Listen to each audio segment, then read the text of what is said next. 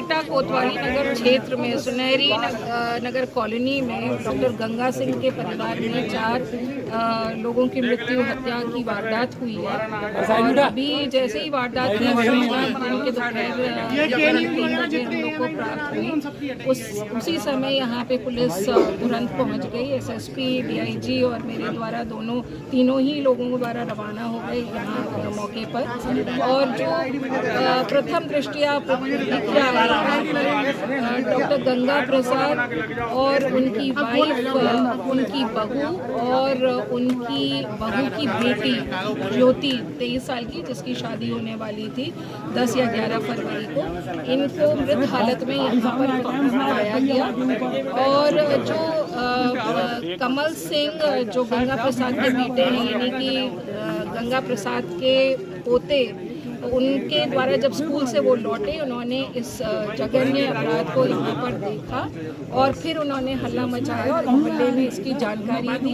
मोहल्ले से पुलिस को जानकारी हुई और पुलिस की पूरी टीम यहाँ पर, मैं डॉग स्क्वाड और फोरेंसिक टीम के यहाँ पर हाजिर हुई और तब से निरीक्षण शुरू हो गया।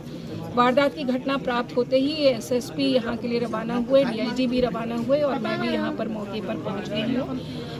जो परिस्थिति जन्य साक्ष्य है, उन सभी परिस्थिति जन्य साक्ष्यों को देखा जा रहा है, उनके दृष्टिगत आगे पुलिस की कार्रवाई की जा रही है।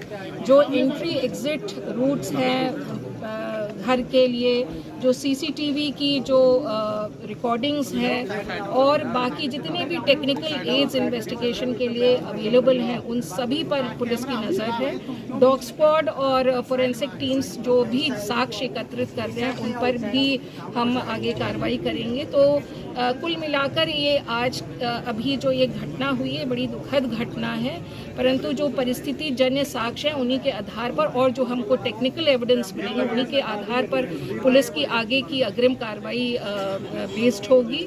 और चूँकि अभी प्रथम रूप से जो भी एविडेंस कलेक्शन का काम करना था, वो एविडेंस कलेक्शन का काम कर लिया गया है और आगे जो सस्पेक्ट्स होंगे उनसे पूछताछ होगी और उन पर कार्रवाई होगी। उसके लिए पुलिस की टीम गठित कर दी गई है और डीआईजी के निर्देशन पर ये सारी टीमें जो हैं कार्रवाई करेंगी और मैं समझती हूँ कि जल्द ही हम मुलजिम तक की पहुँचने के लिए सक्सीड करेंगे और उसके आगे की जितनी भी चीज़ें सामने आएंगी उसका अपडेट हम आपको देते रहेंगे। मैडम, हत्या का कारण क्या माना जा रहा है?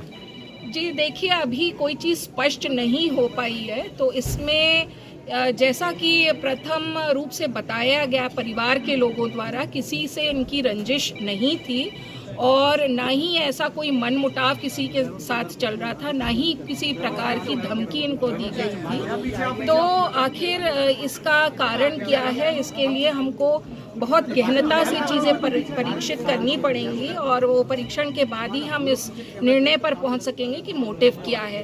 परंतु हमको कई सारे ऐसे साक्ष्य मिल रहे हैं जो एक दिशा में हमको ले जाने का प्रयास कर रहे हैं और इसमें जितने भी अपडेट्स आएंगे, मैं डीआईजी से यहाँ पे बोल दिया है कि आपको आगे पूरा अपडेट करते रहें। क्या कुछ लोगों को हिरासत में लिया गया अभी तक पूछताछ के लिए? देखिए, इसमें अभी तो नहीं लिया गया क्योंकि सबसे फर्स्ट जो रिक्वायरमेंट होती है एविडेंस कलेक्शन की, तो वो हम कर रहे थे और वो हमने कर लिया है।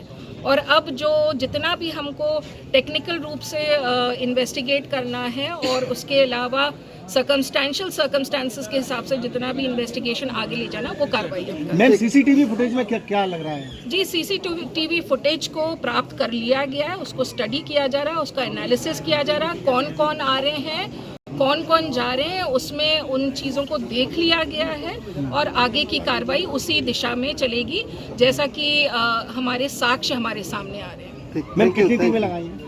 जी, टीमें तो उसमें 3-4 लगी हैं और मैं समझती हूँ कि इसका जल्द खुलासा हो जाएगा क्योंकि जो चीज़ें सामने आ रही हैं उनमें काफ़ी कुछ चीज़ें काफ़ी कन्फर्मेटरी रूप से सामने